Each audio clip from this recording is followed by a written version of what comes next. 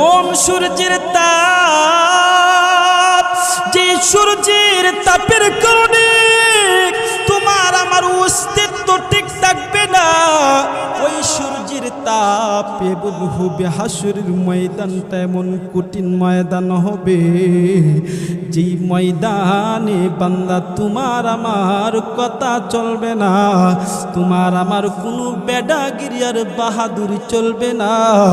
ওই সময় আমার আল্লাহ তাআলা বলবে, ওয়ামতাজুল ইয়াউমা আইয়ুহাল মুজরিমুন, ওয়ামতাজুল ইয়াউমা আইয়ুহাল মুজরিমুন।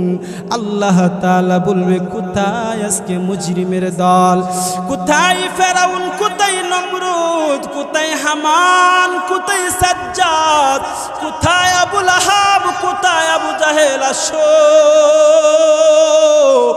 আজকে দুনিয়াতে তোমরা যাই কিছু করছো, দুনিয়াতে বেডাগিরি আর বাহাদুরি করছো, আসো আজকে আমি আল্লাহ দ্বারা গেছি, কে কোথায় আসো আমার সামনে আসো। সবাই তোর তোর করে কাঁদতে শুরু করবে, কাঁপতে শুরু করে দিবে।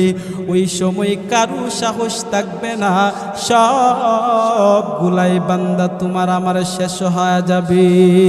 এই জন্য হাসরের ময়দানটা বড় কঠিন ময়দান হবে, যেই ময়দানে বান্দা কেউ কাউকে চিনবে না, কেউ কারো খবর নিবে না, কেউ কারো আত্মীয় স্বজনের কোনো খবর নিবে না। এই জন্য বলা হয়, ইয়াউমা ইয়াফিরুল মারউ মিন আখিহি ওয়া উম্মিহি ওয়া আবিহি ওয়া সাহিবাতিহি ওয়া বানি লিকুল্লি ইমরিইন মিনহুম ইয়াউমা ইযিন শাআনুন ইউগনি।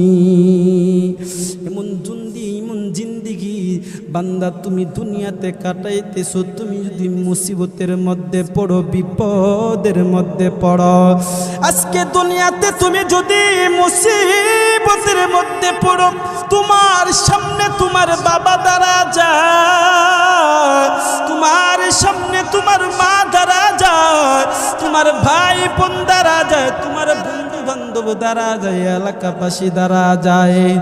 কিন্তু বান্দা দুনিয়ার জিন্দিগিতে আপনজনের পাশে দাঁড়াইতে পারে, কিন্তু হাসরের ময়দানে দেখা গেল কেউ কারো পাশে দাঁড়াবে না। যেই দেখবে সেই তোমার কাছ থেকে পলায়ন করবে।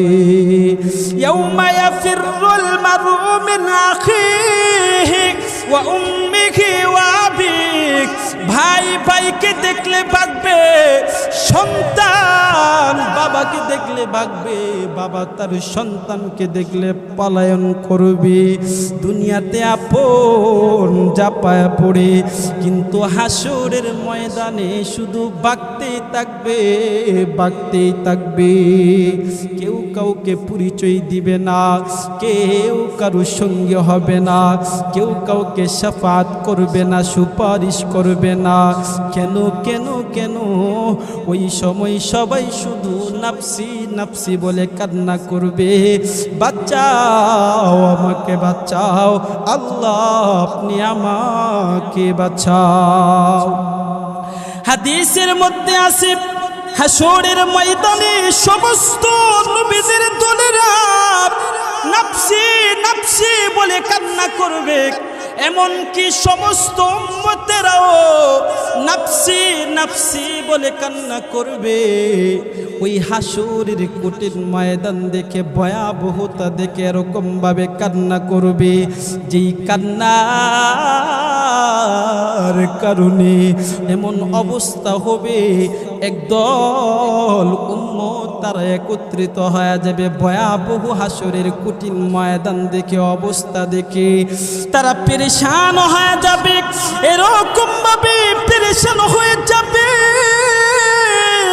তাদের মধ্যে কয়েকজন বলবে, চলো আমাদের আদি পিতা হযরত আদম আলাইহিস সালাতু ওয়াস সালাম, উনি আমাদের আদি পিতা, ওনার কাছে যায়। আজকে হাসুরের কঠিন ময়দান থেকে, কঠিন ভয়াবহ থেকে বাঁচাইতে পারলে আদি পিতার কাছে চলো। আদি পিতাই আমাদেরকে হেফাজত করতে পারবে, বাঁচাইতে পারবে।